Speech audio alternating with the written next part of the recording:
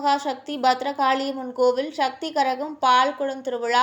பக்தர்கள் ஏராளமானோர் பால்குடம் எடுத்து நேர்த்திக்கடன் செலுத்தினர். தஞ்சை மாவட்டம் பாபநாசம் தாலுகா அரையபுரம் கிராமத்தில் உள்ள ஸ்ரீ வீரமகா சக்தி பத்ரகாளியம்மன் கோவில் வைகாசி மாத திருவிழா கடந்த புதன்கிழமை காப்பு கட்டுதல் நிகழ்ச்சியுடன் தொடங்கியது. சனிக்கிழமை வங்காரம்பேட்டை நவநீத பெருமாள் கோயிலில் இருந்து பக்தர்கள் முளைப்பாரி மற்றும் சீர்வரிசை தட்டு தாம்பலம் எடுத்து கோயில் வந்தனர்.